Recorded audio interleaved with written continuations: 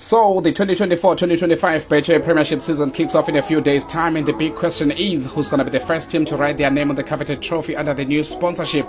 Here's my predictions. 1. Orlando Pirates. The Buccaneers have kept a core of their squad which has been competitive over the past few seasons, and on top of that they've added former Petro de Luanda striker Gilberto to their arsenal. I foresee him giving them the extra edge to go all the way this time around.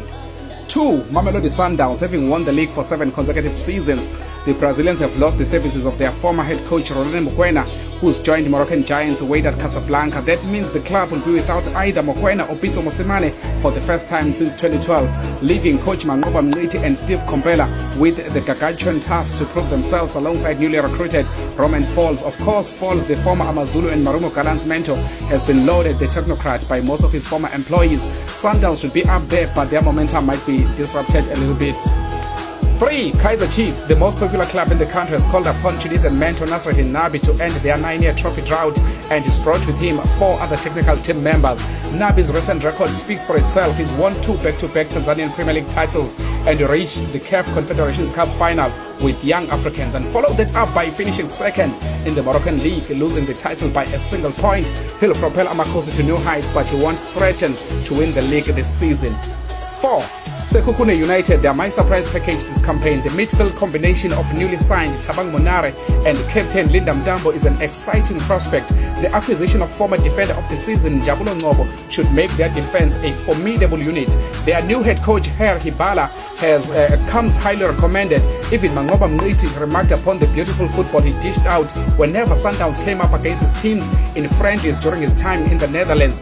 He's classified himself as half Dutch, half German, and went as far as saying he's got half of Johan Cruyff and half of Franz Beckenbauer. Exciting times lie ahead for Babina North. 5. Stellenbosch. This youthful side has been a revelation in recent years, and they should finish somewhere around their last season's position.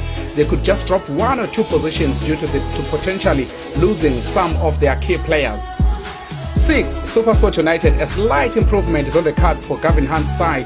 The experience of Vincent Pule, Pogisa Sanoka, Ricardo Goss and Nico Mobi should make them a tricky outfit for most opponents. 7. Cape Town City. They might have lost their star striker Kanyisa Mayo to Algerian giants Belouizdad, but Eric Tinkler has been quietly building a force to be reckoned with. A midfield combination of Hashim Domingo, Kamokhelo Mokocho and Fortune Makaringa should dominate most teams in the league. 8. TS Galaxy. The Rockets had a fantastic preseason, inviting German side Augsburg. The only thing that could upset the apple cart is the head coach's failed move to Raja Casablanca that collapsed in its final stage, with Galaxy having already lined up his replacement. Will that affect the team positively or negatively? Time will tell, but we believe in Said Removic's abilities to propel the team to great heights. 9. Amazulu. No major marquee signings from the KZN outfit. They'll be fighting to get into the top 8, but I foresee them just about falling short. 10. Richards Bay. They survived relegation via playoffs last season, and I'm backing them to improve drastically purely due to coach Vusumuzi Kanu Vilagazi. He'll have enough time to get them off to a great start. Perhaps a player like Sietembas Stebe might have a point to prove, which could see him become a vital cog in the Natal Rich Boys machine. 11. Chippa United. There's a lot of excitement around Andile Jale returning, which is 11. Chippa United. There's been a lot of excitement around Andile Jale returning to his home province, and they've done a bit of reshuffling in the coaching department. Kwanele Kopo has been made the sole head coach, while Thabo September takes up the assistant coaching position. Perhaps the clear division of responsibilities could see them having some stability. However, as per usual, an indifferent form should be expected from the Eastern Cape outfit. 12. Golden Arrows. Don't expect any major improvements. They've signed youngsters who could just do enough to steer them clear of a relegation dogfight. 13. Magesi. The new kids on the block will look to the experience of coach Clinton Larsen. They've signed Khaukhelo Sekhota, Gift Motupa and a few other seasoned campaigners.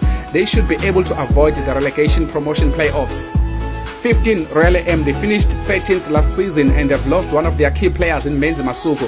Royal and Andile Mpisane could find themselves in a relegation quagmire.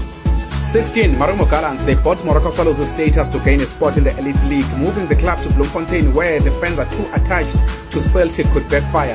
The municipality might have welcomed them, but the community has clearly stated that all they want is Celtic, even if it means they have to raise the 5 million rand themselves to buy the name from Matt Shabalala. This is how this season is likely to pan out.